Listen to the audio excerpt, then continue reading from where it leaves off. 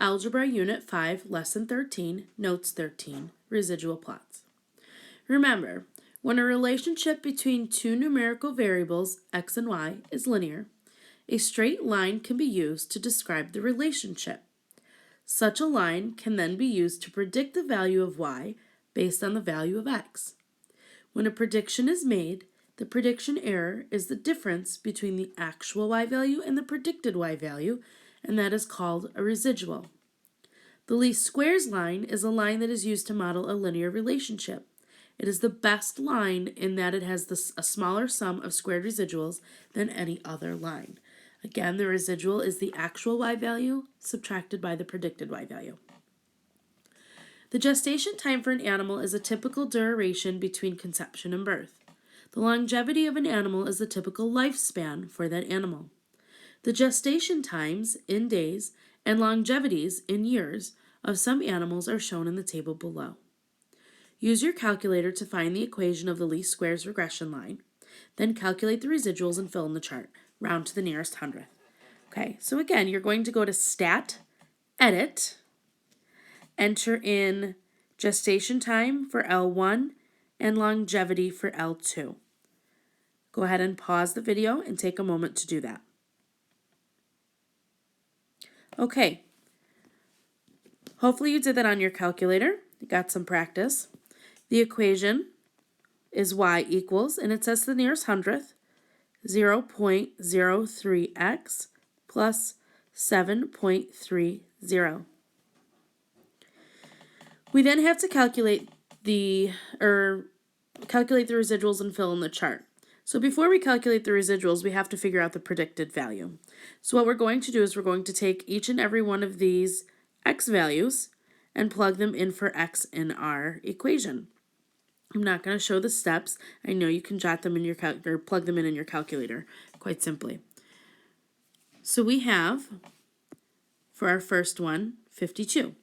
So in your calculator, 0.03 times 52 plus 7.30, and we get 8.86. For lion, plug in 100, and we get 10.30. I'm going to keep rounding to the nearest hundredth here. For sheep, when we plug in 154, we get 11.92. When we plug in 219, we get 13.87. When we plug in 284 for the cow, we get 15.82. When we plug in 63, 9.19. And when we plug in 105, 10.45. Okay. Now to find the residuals, remember we take our actual, which is right here. This is our actual. Oops, wrong column, sorry. Here's our actual. And here's our predicted. Just looking at the x column. Okay. So we take 7 minus 8.86, and we get negative 1.86. When we do all these subtractions, again, actual minus predicted, we get the following results. 4.70, 0.08, 4.13, negative 0.82, 2.81, and negative 5.45. Okay. Let's shift to the right here. The graph below shows the scatter plot and regression line for the data. Draw in a vertical segment representing the residual of the beaver and for the bear. So a vertical segment, here's the beaver down here. All it wants you to do is draw a vertical line until you touch that least squares regression. So there's beaver and there's bear. Which animal has a residual closest to 0?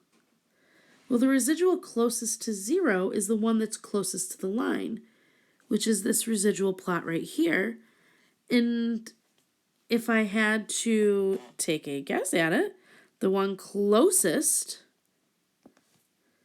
to 0 is 0.08, which is the sheep. So I would say sheep. And it says to locate it on the scatter plot above, which I believe we have. Let's just go ahead and label that sheep as well. Okay.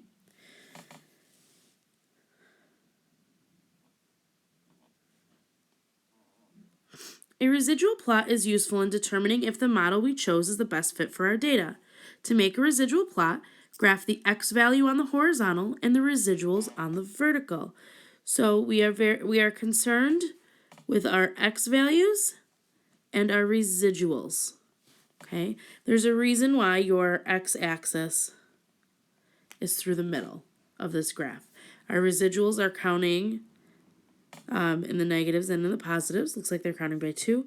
And our gestation time in days, it looks like it's counting by 50s, and in both cases skipping a line. Now, it's very difficult for me to plot a graph on the device I'm using, so I actually previously did that.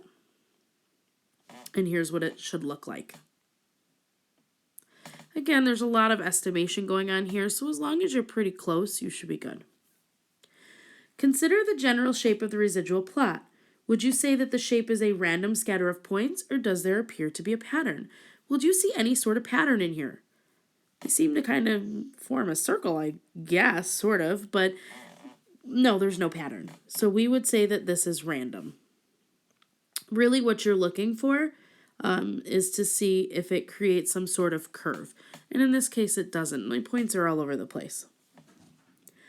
If the shape of our residual plot is random scatter of points, our linear regression is the best fit. So again, random, linear is the best fit. However, if a pattern suggests that a different relationship exists, it would not be a line.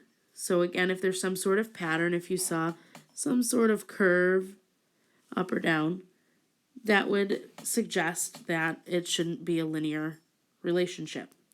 So because we have a random scatter of points, we would consider this to be linear. So linear is our best fit. Letter B is very similar to letter A, so I'm going to go ahead and let you do that one on your own. Let's jump down to C. Draw lines matching each scatter plot with the least squares line drawn in with its residual plot.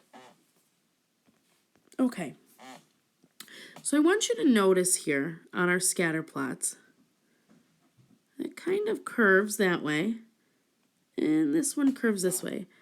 This one is more so straight, as our lines are distributed on both sides, or our points, I'm sorry, are distributed on both sides. So I would say because the scatter plot 2 curves, has a curve upward, it would go with that residual plot. So notice how we've got some sort of pattern here. And this one has a pattern this way, so I would say that scatter plot 3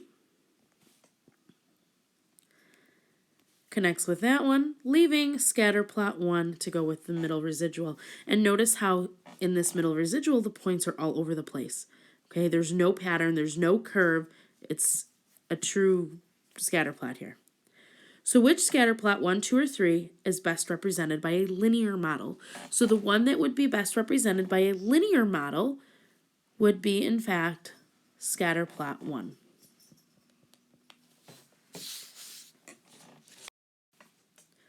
Real quick on this last page, let's go through a summary. When a least squared line is used to calculate a predicted value, the prediction error can be measured by the residual, which is the actual minus the predicted value.